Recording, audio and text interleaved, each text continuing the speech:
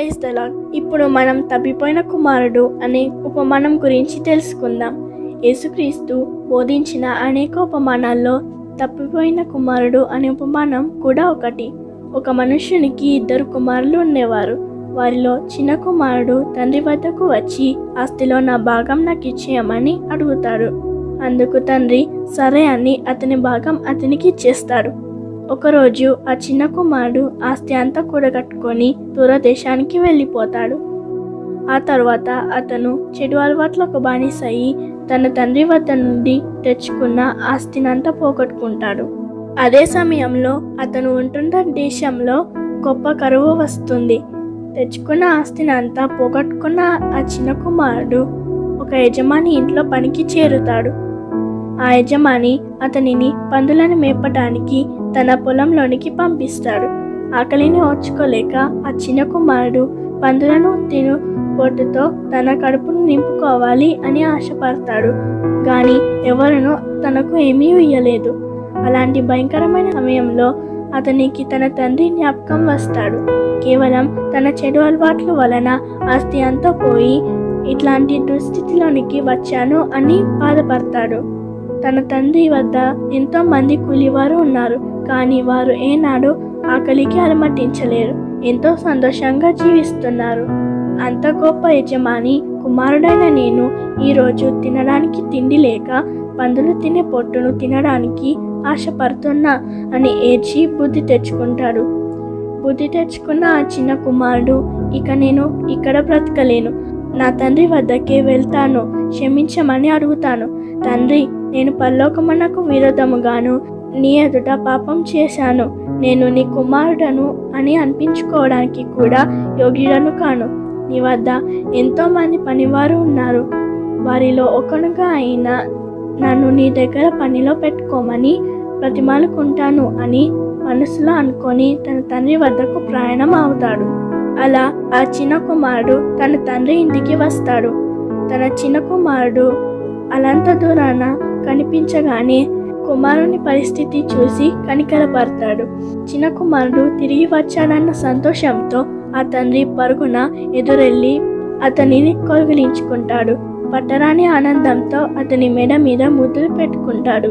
చిన్న కుమారుడు రోధిస్తూ తండ్రిని హత్తుకొని, నీ కుమారుడను అని అనిపించుకోవడానికి కూడా నాకు యోగ్యత లేదు. నేను పరలోకమునకు విరోధముగాను నీ ఎదుట పాపము చేసి తిని నన్ను క్షమించమని ప్రాధేయపడ్డాడు.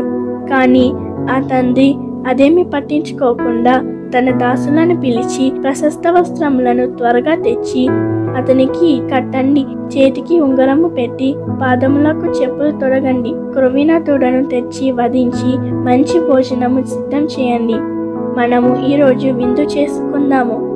నా ఈ కుమారుడు చనిపోయి మరలా బ్రతికెను, తప్పిపోయి మరలా దొరికెనని వారితో చెప్తాడు. అయితే ఆ సమయంలో పెద్ద కొడుకు పొలానికి పోయి ఉంటాడు. అతను పొలం పని చూసుకొని ఇంటికి తిరిగి రాగా ఇంట్లో వాయిద్యముల సంగీతం, నాట్యములు జరగడం చూస్తాడు.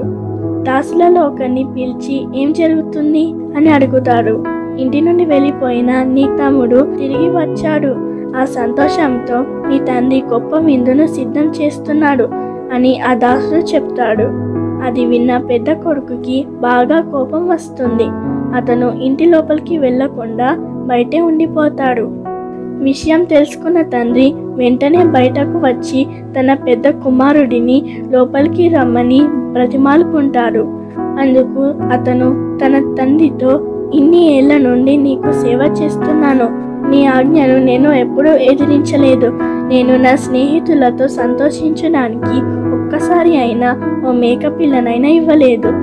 కానీ నీ చిన్న కుమారుడు చెడు తిరుగులను తిరిగి నీ ఆస్తినంతా పాడు చేసి రాగానే క్రొవ్విన దూడను వధించి విందు చేస్తున్నావని బాధపడతాడు. అందుకు ఆ తండ్రి, నా కుమారుడా, నీవు ఎప్పుడూ నాతో కూడా ఉన్నావు, నావన్నీ నీవి. కానీ నీ తమ్ముడు చనిపోయి తిరిగి బ్రతికాడు, తప్పిపోయి దొరికాడని అతనితో అంటాడు. యేసుక్రీస్తు బోధించిన ఈ ఉపమానంలో ఎంతో నీతి దాగి ఉంది. పాపపు జీవితంలో పడి మగ్గిపోతున్న ప్రతి ఒక్క బిడ్డ కొరకు మన పరలోకపు తండ్రి ఎదురు చూస్తూ ఉన్నాడు. మనం ఎంతటి పాపులమైనా మన బ్రతుకును మార్చుకొని పశ్చాత్తాపంతో యేసయ్యను చేరుకుంటే తప్పక మనల్ని ఆదరిస్తాడు. తన పరలోక రాజ్యంలో వారసునిగా చేర్చుకుంటాడు. ఆమేన్. థ్యాంక్ యూ పిల్లలు. Praise the Lord. మళ్ళీ మనం ఇంకొక స్టోరీతో కలుసుకుందాం.